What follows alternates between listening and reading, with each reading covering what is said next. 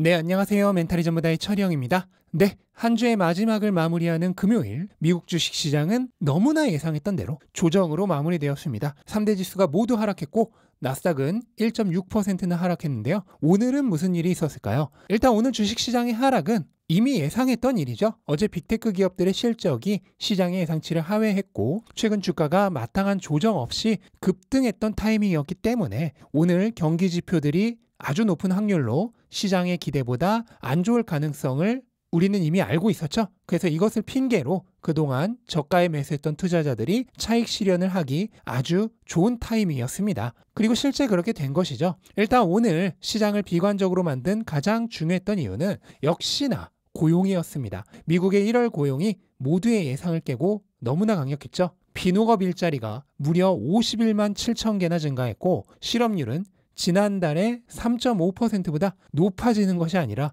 오히려 낮아져서 3.4%를 기록했는데 이것은 1969년 이후 무려 54년 만에 최저치입니다. 미국의 고용 수요가 정말 어마어마하다는 뜻이고 그 얘기는 그만큼 미국 경기의 뒷심이 엄청나게 강력하다는 얘기가 되겠죠. 그런데 이렇게 강한 고용은 당장의 시장에게는 악재가 됩니다. 왜냐하면 고용이 강하니 연준이 마음 놓고 금리 인상을 더할 수 있기 때문이죠.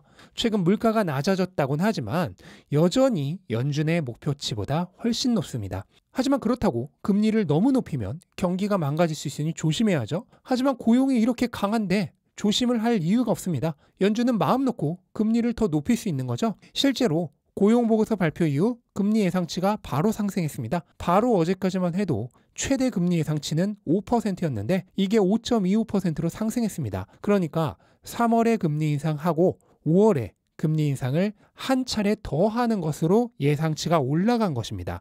따라서 당연히 채권 수익률도 올라갔겠죠? 금리가 오르니까요. 10년물 채권 수익률은 명목금리로서 기업의 미래 가치를 현재 가치로 환산하는 할인율에 적용됩니다. 그리고 할인율이 오르면 미래 가치를 현재 가치로 환산하는 역복리율이 증가하기 때문에 주식들의 현재 가치가 하락합니다. 따라서 주가에는 악재죠. 바로 이렇게 증가한 금리 예측과 채권 수익률로 인해 주식시장에는 하방 압력이 발생하게 된 것입니다. 다만 미국의 강한 고용이 장기적으로 보면 꼭 나쁘지만은 않다는 사실도 알아야 합니다. 미국의 고용이 탄탄하다는 얘기는 그만큼 경기의 밑바탕 체력이 강하다는 뜻이 되기도 하기 때문입니다. 다들 아시다시피 최근 빅테크 기업들이 수만 명을 해고했죠. 그럼에도 불구하고 일자리는 50만 개가 넘게 증가했습니다. 그리고 임금 상승률은 오르지 않았습니다. 미국의 시급 상승률은 전월 대비 0.3% 상승으로 예상치와 부합했고 전년 대비로는 4.4% 상승으로 전월의 4.6%에서 하락했고 추세적으로도 줄어들고 있습니다. 이게 무엇을 의미할까요? 네, 고소득직의 해고는 늘었지만 중저소득직 고용은 증가했다는 뜻입니다. 빅테크에서 해고된 수만 명은 대부분이 고소득직 종사자들이죠. 빅테크가 아니라 하더라도 최근 상장사들의 해고 랠리에서 해고된 대부분의 사람들은 고소득직입니다. 하지만 그렇게 해고가 늘었음에도 고용이 증가했다는 것은 그만큼 중저소득 일자리는 늘었다는 뜻입니다. 그리고 그 사실을 뒷받침해주는 증거가 임금 상승률인 거죠. 고용시장이 이렇게 강한데도 오히려 임금 상승률은 줄고 있다는 것은 현재의 고용시장이 고소득직 위주가 아니라 중저소득직 위주라는 명백한 증거가 됩니다. 그런데 경제의 기반이 되는 것은 누굽니까? 소수의 고소득직이 아니죠. 대다수의 평범한 사람들입니다. 따라서 현재 경제 상황은 대다수의 우리 평범한 사람들이 먹고 살기 불편함이 없는 환경이라는 얘기입니다. 또한 이들이 주로 지출하는 품목은 고가의 사치품이 아니죠. 중저가의 생필품과 임의 소비재들입니다. 따라서 이들이 경제를 뒷받침해주면서 그렇게 비싸지 않은 제품과 서비스에 지출을 잘해주게 되면 미국 경제는 인플레이션은 크게 오르지 않으면서 기업들의 수입에는 문제가 없을 만큼의 경기는 잘 돌게 되는 딱 좋은 환경이 될 수도 있는 것입니다. 그리고 이런 상황이 된다면 당연히 금리를 굳이 더 올릴 필요는 없겠죠. 따라서 향후 물가와 금리는 오르지 않으면서 경기는 연착륙하는 대단히 이상적인 상황으로 전개될 수 있는 것입니다. 그렇다면 현재 나오고 있는 지표들이 단기적으로는 악재일 수 있어도 장기적으로 보면 오히려 경제와 자산 시장에 긍정적인 환경을 제공해 줄 수도 있는 것입니다. 그리고 오늘도 증명이 되었듯 이제 강한 고용은 단기적인 현상이 아니라 앞으로 쭉 이어질 구조적인 현상이 되어가고 있습니다. 그리고 강한 고용은 어쨌든 소비 수요의 증가를 불러오기 때문에 인플레이션은 연준의 목표치인 2%까지 떨어지기는 쉽지 않을 것입니다. 그런데 이것은 구조적인 문제지 금리의 문제가 아니죠. 따라서 고금리를 하염없이 유지한다고 해서 해결될 문제가 아닙니다. 하지만 그 와중에 미국의 부채는 계속 증가합니다. 따라서 고금리는 유지될 수 없죠. 올해 말이나 늦어도 내년 초에는 금리 인하가 시작될 것입니다. 오늘 최대 금리 예측치가 5%에서 5.25%로 증가했음에도 불구하고 여전히 시장은 11월부터 금리 인하가 시작될 것으로 예상하고 있습니다. 인플레이션이 연준의 목표치인 2%까지 내려오기 어려운데도 말이죠. 그럼 어떻게 되겠습니까? 유동성은 다시 증가하고 인플레이션이 또 오르기 시작하니 자산 가격도 다시 상승하겠죠? 우리가 2020년에 보았던 화폐 가치의 하락과 자산 가치의 상승이 다시 가속화되는 것입니다. 분명히 말씀드리지만 이것은 이미 수백 년간 이어져 온 당연한 현상으로 저금리 고물가와 상관없이 앞으로도 무조건 발생하는 일입니다. 저금리 고물가는 단지 이것을 더 가속화시킬 뿐입니다. 따라서 이러한 규칙을 아는 사람은 시간이 가도 구매력을 유지하고 나아가서 더 부자가 되는 반면 모르는 사람은 시간이 갈수록 소중한 구매력을 잃어가게 되는 것입니다. 네, 그리고 나스닥이 이렇게 강하게 조정을 받는 와중에도 테슬라는 오히려 주가가 오르는 모습을 보여줬는데요. 테슬라의 주가가 최근 이렇게 강력한 모습을 보이는 것은 최대의 불확실성이었던 수요 감소에 대한 의구심이 해소되고 있기 때문입니다. 어제 발표된 테슬라의 1월 중국 판매량이 12월 대비 18.4% 증가했고 전년 대비로는 10.4% 늘었는데요.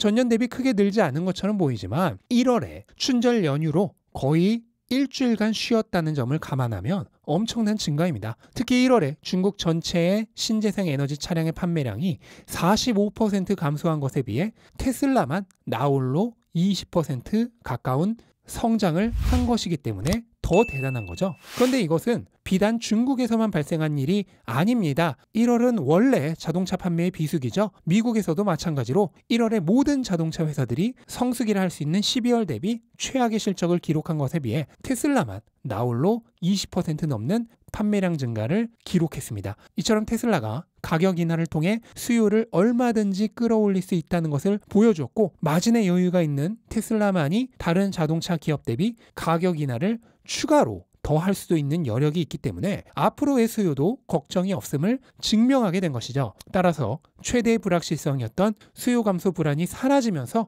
주가는 강력한 흐름을 이어갈 수 있게 된 것입니다. 현재의 가격은 $200 저항선에 막혀 있습니다. 오늘도 무려 199달러에서 정확하게 강한 저항을 맞고 다시 내려왔습니다. 하지만 위로의 상승 압박은 엄청나게 강력합니다. 치약 입구에 치약이 굳어 있어도 밑에서부터 강하게 짜올리면 결국 치약이 굳은 부분을 뚫어버리고 올라오듯 주가도 밑에서부터 말아올리는 매수 압력이 강하게 작용하면 제 아무리 단단한 매도 저항이 있어도 결국은 뚫고 올라가 버립니다. 아마도 조만간 테슬라에서도 그런 일이 일어나지 않을까 하고 생각이 됩니다.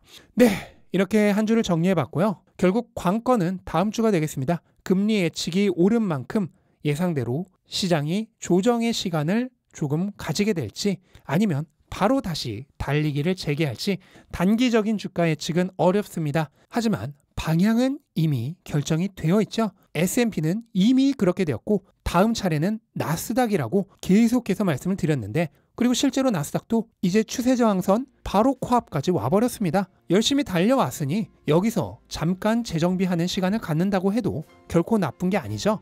우리가 제대로 먼 길을 가려면 급하게 출발하는 것보다 확실하게 정비를 하고 나서 출발하는 게 더 오래 그리고 건강하게 갈 수 있는 방법입니다.